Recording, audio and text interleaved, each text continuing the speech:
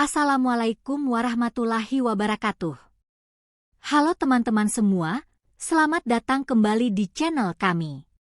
Sebelum memulai kisah inspiratif hari ini, jangan lupa untuk tekan tombol subscribe, nyalakan lonceng notifikasinya, dan bagikan kisah ini kepada teman-teman kalian. Mari kita terus menyebarkan semangat dan pelajaran berharga melalui cerita yang penuh makna. Semoga kisah kali ini menyentuh hati kalian, membuat kalian semakin bersyukur, dan terinspirasi untuk pantang menyerah dalam hidup. Sholawat serta salam mari kita haturkan kepada junjungan kita, Nabi Muhammad Shallallahu Alaihi Wasallam. Semoga kita selalu mendapat syafaatnya di yaumul akhir nanti. Amin. Di sebuah desa kecil yang dikelilingi hamparan sawah luas, hiduplah seorang pemuda bernama Joko. Desa itu berada jauh dari hiruk-pikuk kota, dengan kehidupan masyarakatnya yang sangat sederhana. Joko adalah anak pertama dari 3 bersaudara. Ayahnya seorang petani, sementara ibunya membantu menjajakan hasil panen di pasar. Sebagai anak laki-laki tertua, Joko merasa memiliki tanggung jawab besar untuk membantu keluarganya. Setiap pagi, ia terbangun sebelum fajar, membantu ayahnya menyiapkan peralatan untuk ladang, dan kadang-kadang menimba air di sumur desa untuk kebutuhan rumah tangga. Meskipun kehidupannya penuh dengan kesederhanaan, Joko memendam mimpi besar di dalam hatinya. Ia ingin mengubah nasib keluarganya yang hidup pas-pasan.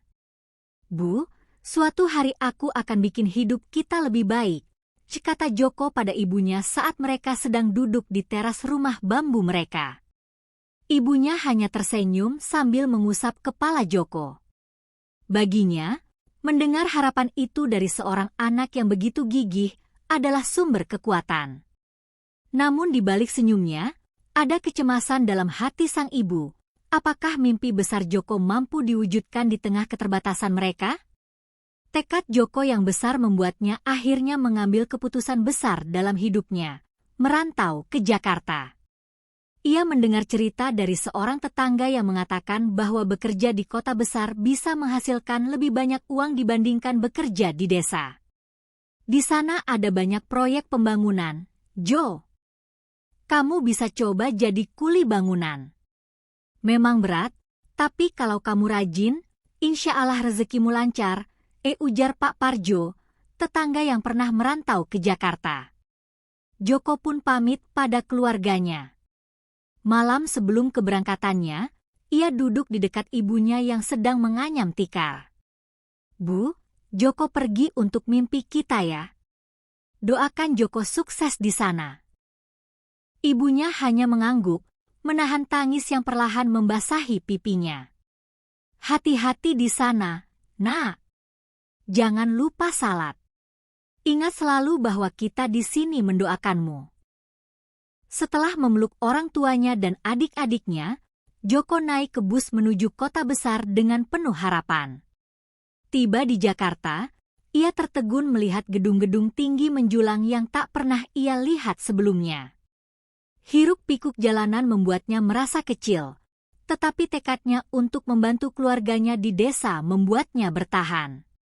Setelah beberapa hari mencari pekerjaan, akhirnya Joko mendapat kesempatan bekerja sebagai kuli bangunan di sebuah proyek pembangunan apartemen. Hari-harinya kini diisi dengan angkat batu bata, semen, dan pasir. Joko, angkat ini cepat, perintah mandornya saat ia sedikit melambat.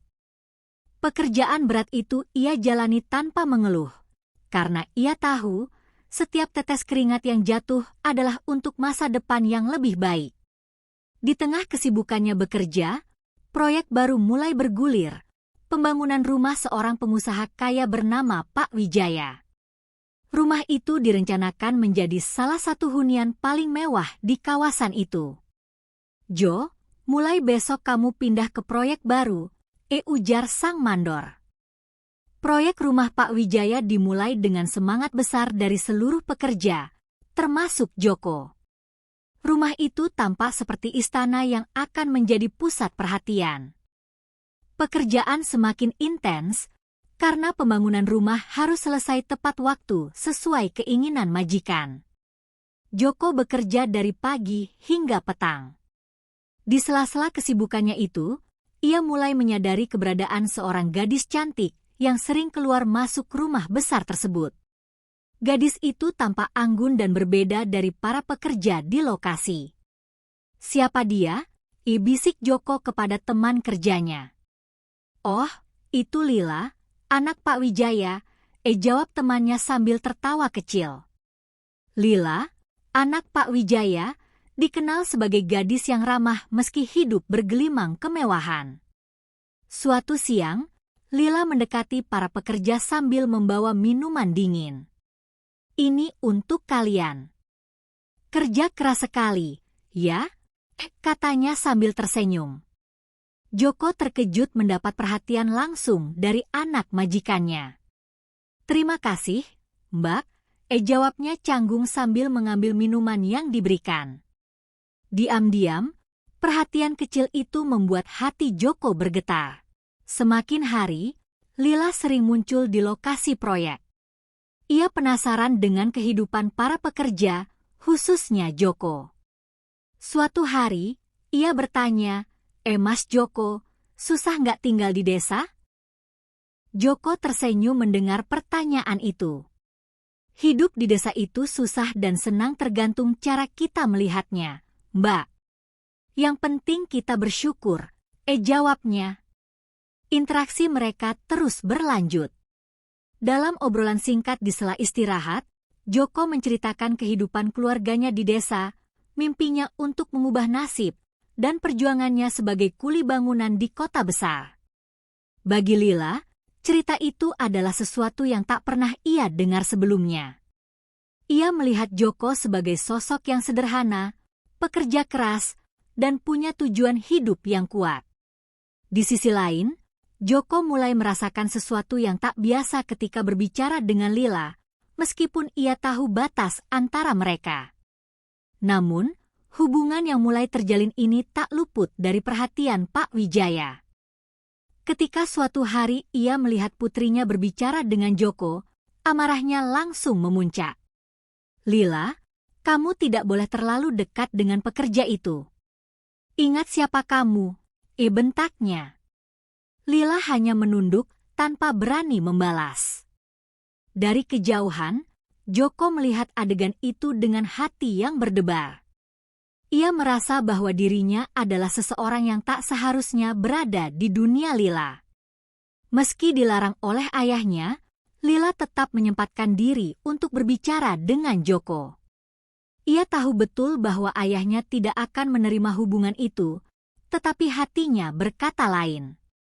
Suatu malam, ketika semua pekerja sudah pulang, Lila menemui Joko yang masih menyelesaikan pekerjaannya. "Mas Joko, aku nggak peduli apa kata orang. Aku hanya ingin mendengarkan ceritamu lagi," katanya pelan. Joko terdiam. Dalam hatinya, ia sadar bahwa hubungan ini berbahaya, tetapi ia tidak bisa membohongi dirinya sendiri. Namun, hubungan mereka tidak berlangsung lama. Pak Wijaya akhirnya memutuskan untuk memberhentikan Joko dari proyek tersebut. "Joko, pekerjaanmu di sini sudah selesai. Jangan pernah kembali ke sini lagi," kata Pak Wijaya dengan nada penuh otoritas. Joko hanya mengangguk, menahan rasa sakit di dadanya. Ia tahu, perjuangannya di sini harus berakhir.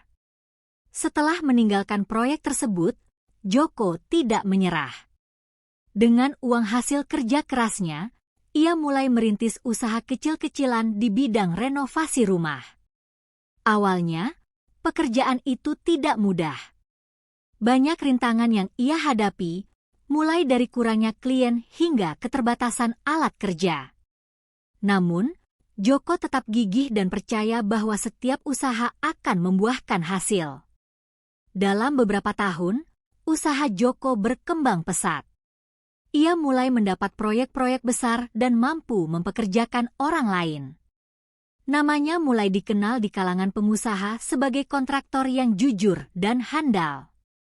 kehidupan Joko pun perlahan berubah. Suatu hari, Joko diundang ke sebuah acara pernikahan di salah satu hotel mewah.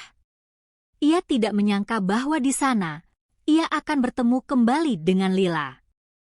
Saat mata mereka bertemu, keduanya hanya bisa saling memandang dengan campuran rasa haru dan kebahagiaan. Setelah pertemuan itu, Lila tak bisa menahan perasaannya lagi. Ia mendekati Joko dan berbicara dengan nada penuh emosi. "Mas Joko, bertahun-tahun aku nggak pernah berhenti berpikir tentangmu. Apa aku terlalu egois kalau aku meminta kita mulai lagi?" Joko hanya tersenyum, menatap Lila dengan mata yang berbinar.